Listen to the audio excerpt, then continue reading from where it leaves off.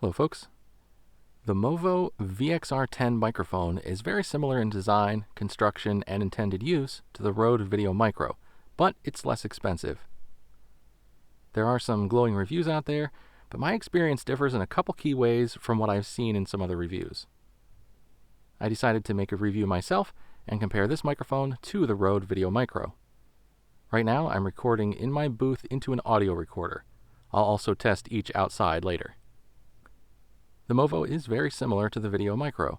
It's a very small, simple shotgun-style microphone with an included shock mount that fits into a camera shoe mount. It has a 3.5mm output and comes with a furry windscreen. It's a passive microphone that requires plug-in power from the camera or recorder. Most cameras and recorders these days supply plug-in power, but just be aware that it will not work without it.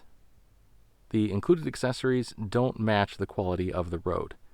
The shock mount with the VXR10 is a very hard plastic.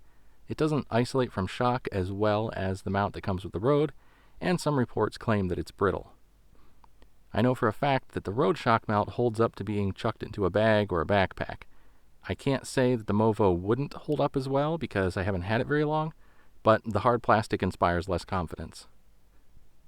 The fur windscreen that comes with the Movo is a bit thinner and lower quality feeling than the Rode, but we'll see how it blocks out wind, which is what matters. Some of the reviews have praised the VXR10 mic for its high output level, which they claim is much higher than the Rode. I have not found that to be the case.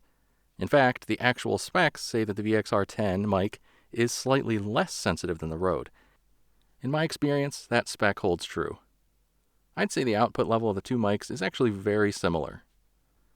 These reviewers have said that the Movo will thus allow you to turn the gain down on your camera and get less noise, but I don't find that to be the case. I get similar levels from both of these microphones at a given gain level. In fact, all the audio so far has been with a fixed gain on my recorder, and I didn't match the levels in post. Despite this, the output volume from them is similar.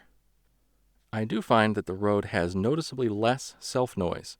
Here's a bit of silence from each so that you can better hear the difference.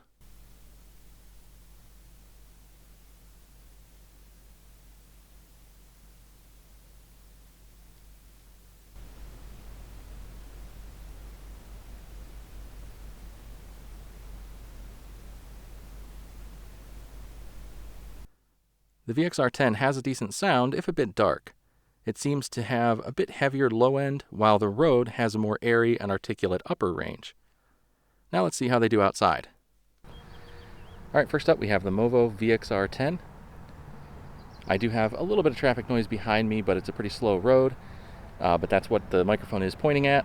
But straight ahead of me on the highway with that bridge there, that's where the loudest of the noise is, and that's behind the microphone, because the microphone is actually pointing at me behind the camera.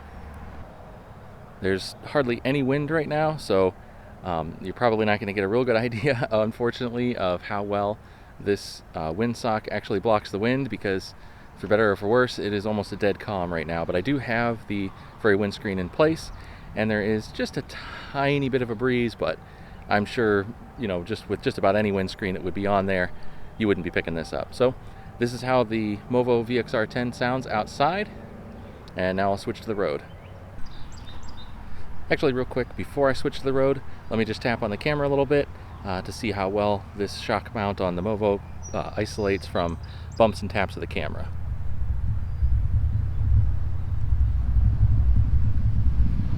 Alright, that was me just lightly tapping on the camera, so now I'll switch to the Rode and we'll see how that does. Okay, now we're recording with the Rode VideoMicro. I'm about the same distance from the microphone.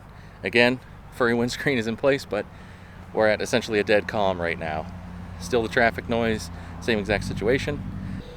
Now I'm going to go ahead and tap on the camera so we can see how well this shock mount isolates from bumps and taps.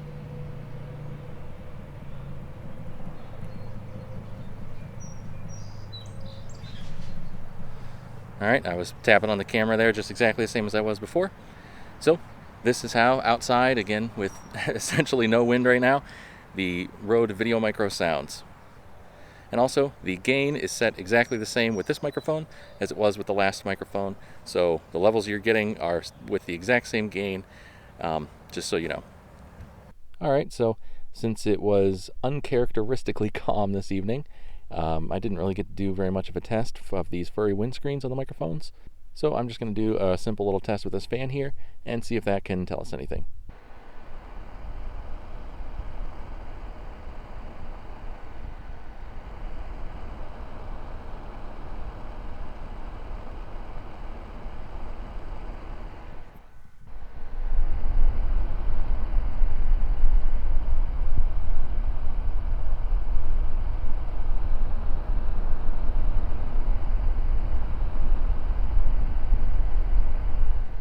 So there you go. I don't know if that was helpful or not, but I tried. I think the Movo is a decent sounding mic, and it comes with similar features to the Rode at a lower cost. But I don't see it as the killer value for the money that some do. It has higher self-noise and lower quality accessories than the Rode VideoMicro. This mic has more low end than the Rode, but that also means it tends to pick up a lot more rumble in general. And it doesn't have any better output levels than the Rode, and the specs bear that out. Ultimately, the Movo is cheaper, and the Rode is higher quality. You just have to decide what's right for you. Hopefully that was helpful. If you have any questions, or if you want me to test anything else with these microphones, let me know. As always, thanks for watching. Take care.